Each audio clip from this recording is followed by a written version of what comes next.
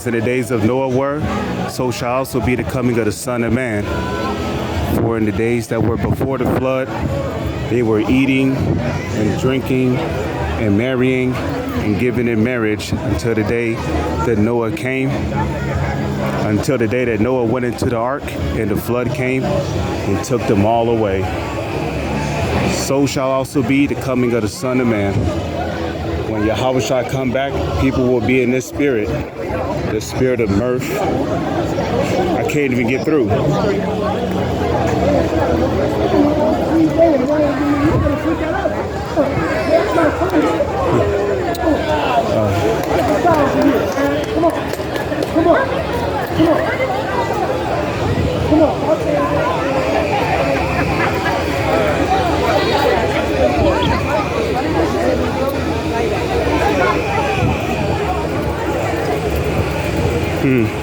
I was not expecting this after work. My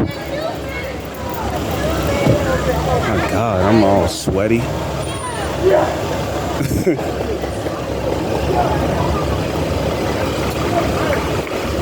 As the days of Noah were.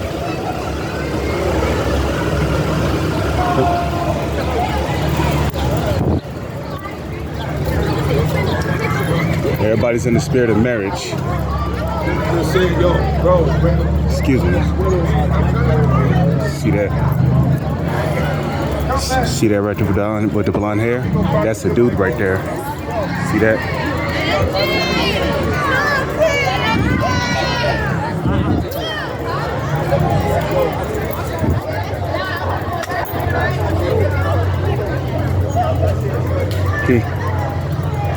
As in the days of Noah were, so shall also be the coming of the Son of Man. For as in the days that were before the flood, they were eating and drinking and marrying and giving in marriage until the day that Noah entered into the ark and the flood came and took them all away. See that? The house of the wise is in a house of mourning, but the heart of fools is in a house of mirth.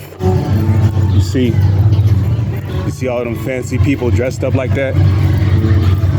There's something big going on over there, and I have no idea what it is. Look at that. You see them running down the street?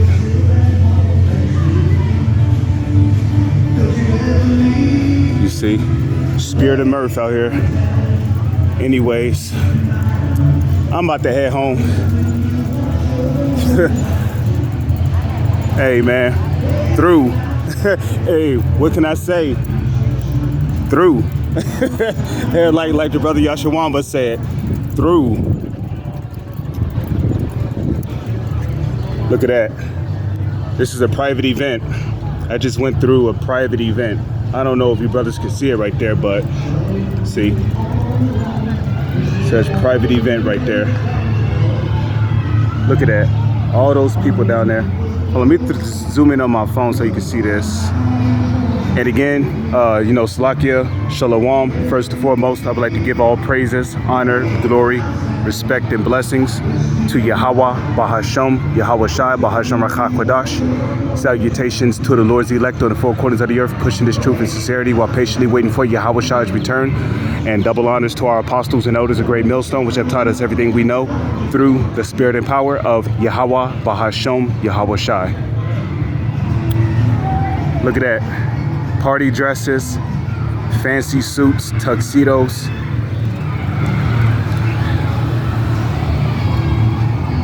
And they have no idea what's about to happen. No, Salakia. You don't need to see my lips that close. But yeah, man, the spirit of mirth. When you see large crowds of people getting like that to party, that's when it's time to run away, because it means the Lord about to execute some kind of judgment. You know. Well, there you go, ISUPK. Hey, they in the spirit of fun, right? They in the spirit of fun. But what spirit was Yahweh Shai in? What spirit was Yahweh Shai in when things was getting grim? He was in a very somber, heavy spirit, man. Those people have no idea what's going on. Through, man. Through. Hey, Tawada Yahweh Shai, for waking us up out of the world, man. Because if we were still asleep, we would have been a part of that large crowd, not knowing what the hell's going on. He's over here, you know, talking about UFOs and alien invasions and 8-10 feet, you know, bald-headed alien gray buggy eye man with big slimy mouths, you know. Something big is about to happen. Just like in that movie, the Titanic. In that movie, the Titanic, everybody was what? In the spirit of mirth. They was drinking, rejoicing, laughing. They had music, fancy music playing in the background. But what happened? Suddenly, they felt a thump. But what did the manager tell everybody? Everybody calm down. Don't be nervous. You know, it was just a mishap on the ship, blah, blah, blah, right? So guess what? Everybody went back to doing what they were doing. And guess what? At the last second, they realized the ship was sinking. And guess what? The vast majority of those people died on that ship because they was in the spirit of partying. They was not being circumspect. They was not watching. What did Yahweh Shai say in the book of Matthew? He said, watch as well as pray. You know, now the cool part about me having my bike is that this can go from a in transit to a walk and talk at any given moment, which this is about to turn into a in transit again. So let me get on my bike real quick. I just had to show that, you know, not something I was expecting after getting out for work. Hey, man. And that whole energy was off, man. As I was walking through those crowds of people, I could feel the excitement, the rejoicing. I could feel the mirth. I had to get away from that crowd because that's not the spirit to be in. You know? You got to remember, on beautiful days like this, when it's sunny out, the birds are out, you know, chirping, awking, whatever. You got to remember, anything bad can happen at any given moment. And a matter of fact, 9/11 happened on a day like this, right? You know, way back to where that crowd was at, you had women running up the street, making haste to, making haste to catch up to whatever event or party they was having, man. I just so happened to be in the midst of the crowd, you know, the Wada Yahweh Shai, for allowing me to even get that close, because that was actually a private area. I was not supposed to be there, you know. I mean, here it is. I'm just getting out for work, you know. I got on this dirty ass shirt, these dusty pants, you know. But I'm just getting out of work, so of course, you know, I'm gonna look out of place there. You would have thought a bodyguard would have came up to me and been like, "Yo, this is a private party." Private whatever, you know, you can't be here, but the Lord allowed me to stay so edification could be brought out, you know, because I'm nothing special, you know. I'm nothing special. I didn't just stay up there amongst that crowd of people, amongst that fancy, rich crowd of people for that long period of time because I'm something special. No, there's nothing special about me. The Lord allowed me to be there so edification could be brought out. Otherwise, the Lord would have sent the bodyguard to have me escorted out of that area. Because, I mean, I showed you the sign earlier. It said this is a private event. So, I don't know, something big was going on there, man. But the spirit of those people was off. You know? And let me tell you something about Yahweh Shai. One thing about Yahweh Shai is that he did not hang around people who was always in the spirit of mirth. Yahweh Shai hung around people who was in a mournful spirit. His disciples, you know, I'm not saying they was always in a mournful spirit, but for the most part, they were. Because after meeting Yahushua, they realized, you know, he was the Messiah, the Lord and Savior. And from that point on, you know, they was looking for the kingdom of heaven. So, you know, in the back of their mind, the Roman Empire was not where it was at the time. It was not the place of rejoicing. It was not the place of rest. They knew that. So imagine that. You know how things are supposed to be. You know the earth is supposed to be a paradise. You know, you find out that the food you've been eating your whole life is not real food. The air you're breathing is polluted. You know, you find out, you know, what kind of role your woman is supposed to be in, but she's not in her proper role because of the serpent and his philosophy, his democracy.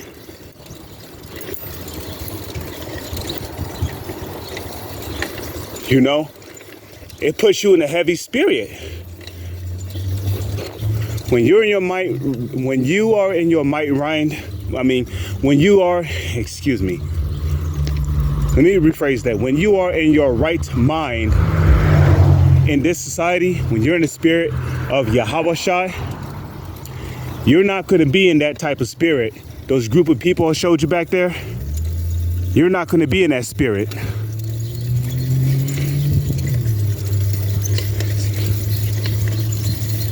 You see? And I think I know what I'm gonna title this video, because believe it or not, those were some high-level rich people I was amongst. Some of them was probably celebrities. I'm not gonna lie, but hey, you know what?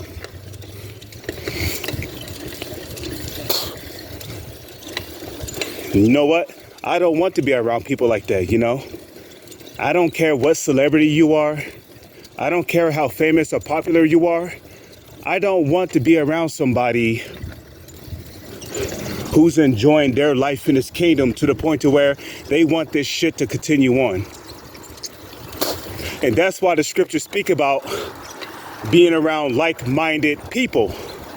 You know, when you're in this truth, you're going to be around brothers who are like-minded, who basically sorrow just as you do. The disciples were in this sorrowful state because they heard about the kingdom of heaven, and they was anxious to see it, you know, be established. But unfortunately, it was not that time, because there were prophecies that still had to come to pass, okay? And a matter of fact, John the Revelator, who was one of the only last disciples to actually, you know, survive, because he was a slave on the island of Patmos in the salt mines. And there, he was given revelations. He was given prophecies, you know, that had to come to pass in future times.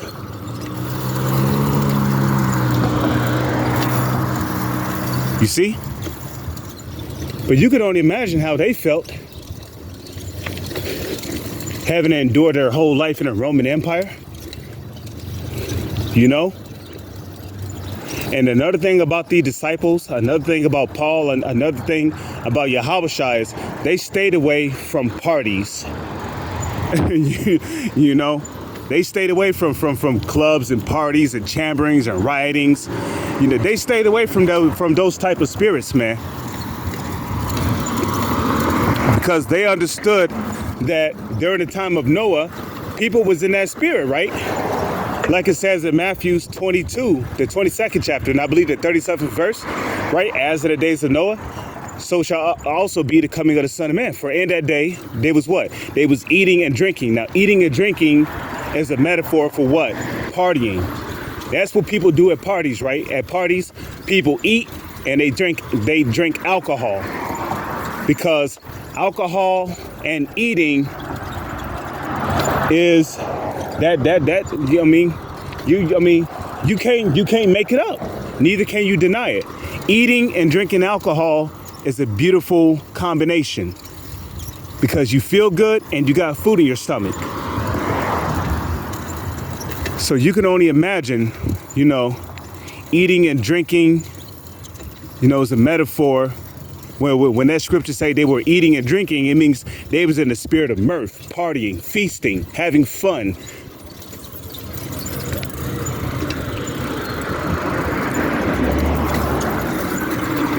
You see, that's the spirit they was in.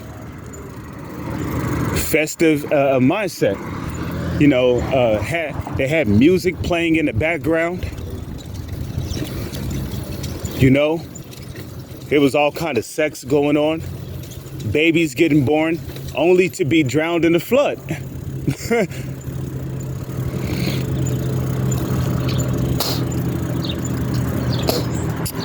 And while they was busy partying and all this other shit, right? One day they woke up, they thought it was going to be in that festive spirit, and guess what? It started raining. They felt their raindrop, and you can only imagine those raindrops caught them off guard by surprise, because back then there was no such thing as rain. So when they felt water coming from the sky, they was like, oh shit. You know? And then when it finally hit their mind, they was like, oh shit, this must have been what that guy Noah was talking about. Noah, which Noah is Hebrew. That's how you say Noah's name in the Hebrew. It's Noah, which means comfort. Okay?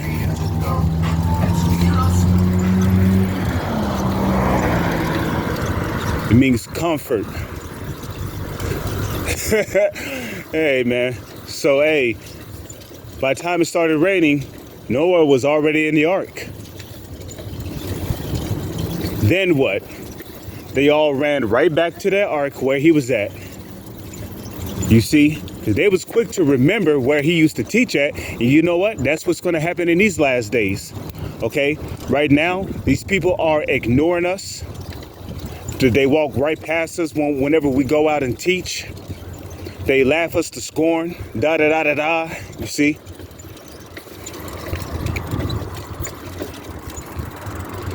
You know, they want to make fun of us, scoff us, talk shit, crack jokes. Hey, have your laugh. Have at it. Because when the famine of the word comes, when Amos chapter 8 verse 11 come to pass, when Amos chapter 8 verse 11 to 12 come to pass, when Proverbs the first chapter come to pass, when it says, then shall they call upon me, they shall seek me early, but the Lord will not answer, then it's going to prick them in their mind like, oh shit, you know, then guess what? They're going to come looking for the prophets, right where we used to teach at. No, oh shit, yeah, he used to be on that street, yeah, let's go over there. You know, they're gonna be out there searching for the Lord's prophets. You know, I can't really say us because I don't know if I'm a prophet of the Lord or not. I mean, I hope I'm a prophet. I mean, Lord's will, I'm one of the Lord's prophets. And you know, Lord's will, I hope to be of the 1/3, the elect.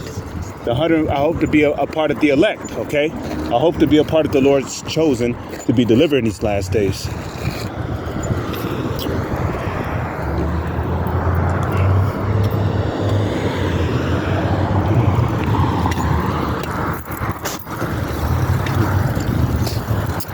But you see, they're gonna come looking for those prophets, man. And guess what? It's gonna be too late. Then what? They're gonna try to go on the internet and look for us. YouTube is gonna be censored. They're probably gonna swipe all of our videos. All of our videos are gonna be removed. All of our live streams are gonna be removed. And then it's just gonna be all new guidelines for YouTube. Okay, and guess what? If it's anything to do with the Bible or prophecy, videos automatically gonna be removed. That can also be a part of the famine of the word. You know, Esau upgrading his algorithms on YouTube and on the internet to the point to where you can't upload content pertaining to the Bible. And then it's going to become illegal to teach the Bible. So persecution concerning that is coming too. So seeing all these things shall be dissolved, what manner of persons ought ye to be in all holy conversation and godliness? Definitely not in that spirit, man. I had to get away from that crowd ASAP, man, because I could feel that party spirit, man. It was just, no. I refuse to be in that spirit, you know, because I fucking hate this kingdom. Fuck this place. This kingdom has nothing to offer us, man. The food is fake. The water got all kind of abominations and shit in it that destroy your mind, your body, your immune system, the infirmity of the eyes, give you cancer, hypertension, and pregnancy. There's all kind of shit. You know, the air is all polluted from vehicles, from airplanes flying around, from the chemtrails, from jets, from the sidewalks, the streets, the paint on the walls, on the buildings. Like, god damn, like how could you want to stay here? And then on top of that, man, it's nothing but wickedness here, man. So like it says in 2 Peter chapter 3, verse 13, nevertheless, we according to his promise. Whose promise? The promise that the Heavenly Father Yahweh made with our forefather Abraham, Isaac, and Jacob. We according to his promise look for new heavens and a new earth wherein dwelleth righteousness. You know, that's what we're looking for. We're looking for the new heavens and a new earth. You know, because one day there's going to be a nuclear war, and America and the land of Israel, the so-called Israelis, they're going to be the main targets of the nuclear war during World War III. And anybody who has that CHIP inside their body is going to be destroyed in that nuclear war. You're going to be destroyed by you're going to get melted by nuclear warheads.